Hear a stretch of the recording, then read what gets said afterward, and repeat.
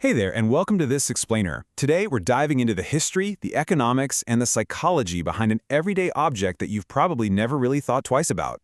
Right, the newspaper. Specifically, we're looking at why broadsheets are so awkwardly, wonderfully massive.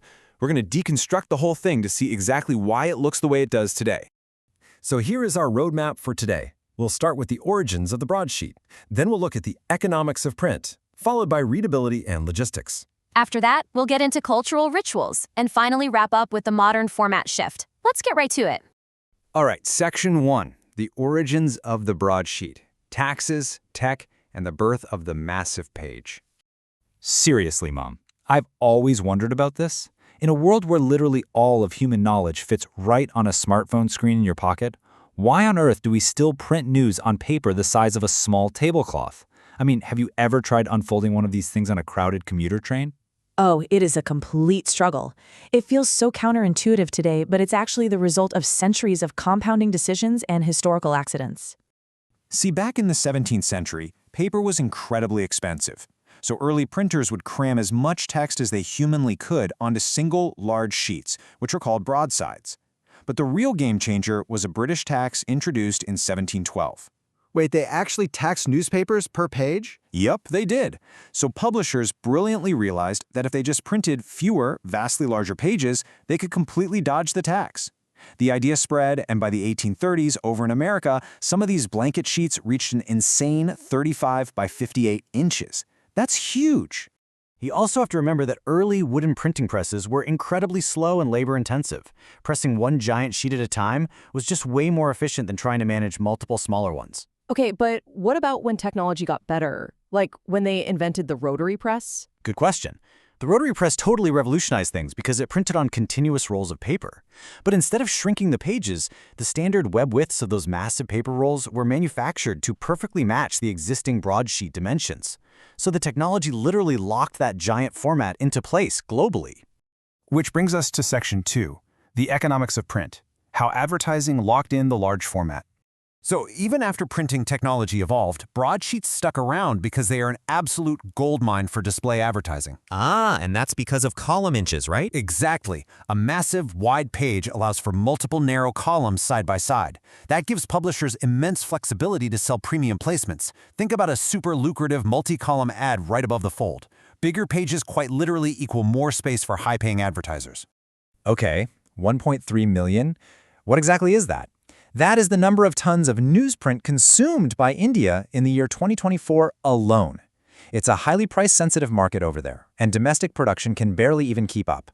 Publishers rely heavily on the massive broadsheet format to pack in those high-yielding display ads. Oh, I get it now. The advertising essentially subsidizes the cost, which keeps the actual cover price of the newspaper incredibly low for the daily consumer. That makes total sense. Moving on to Section 3, readability and logistics. The science of scanning, and the commuter's dilemma. You know, you'd think those giant pages would be a complete nightmare for your eyes to read, but it's actually the exact opposite. Right. Typography research actually shows that the absolute sweet spot for comfortable reading without straining your eyes is between 45 and 75 characters per line. So by using a massive page, a broadsheet can easily slice its layout into several narrow 2.5 to 3.5 inch columns. That makes it super easy for your eyes to just effortlessly track downward and scan a ton of information really quickly. And you know, layout fundamentally alters how we perceive the news too. We instinctively associate those big broadsheets with in-depth, authoritative reporting, and the smaller tabloids with sensational human interest stories. But what's absolutely crazy to me is that a 2019 study found no substantial difference in sentence length or complexity between the two formats. In fact, sometimes tabloids actually used more complex sentences. It's pure psychology. The broadsheet's expansive real estate, structured columns, and authoritative tone give the information a heavy sense of gravity. A compact, commuter-friendly tabloid just struggles to match that feeling. And that leads us perfectly into Section 4, cultural rituals and credibility, the psychology of the morning paper. Whenever newspapers try to shrink down to a smaller, more convenient size, there's almost always a severe reader backlash. Traditional readers actually mourn the loss of what they specifically call the broadsheet's civilized spaciousness. It's kind of like a status symbol. The massive size signals quality, continuity, and editorial gravitas. Shrinking the physical page feels to a lot of people like you're shrinking the quality of the journalism itself. Exactly. It's so much more than just a delivery vehicle for text. It's a social anchor. In a lot of cultures, its arrival kicks off the daily morning social ritual over a cup of tea or coffee.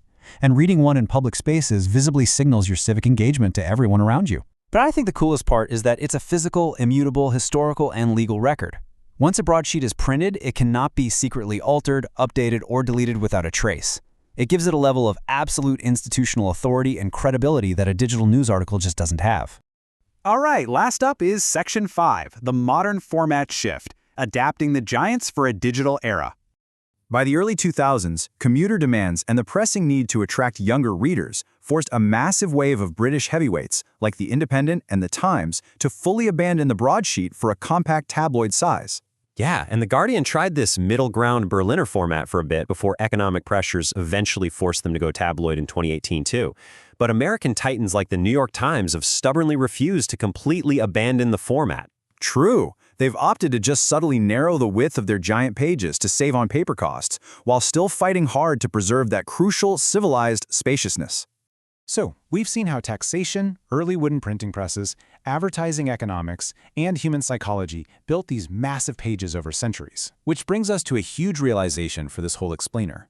In a purely digital era where articles can be silently edited or deleted in a fraction of a second, the physical newspaper's greatest flaw, its cumbersome, unchangeable nature, might actually be its greatest strength. Exactly.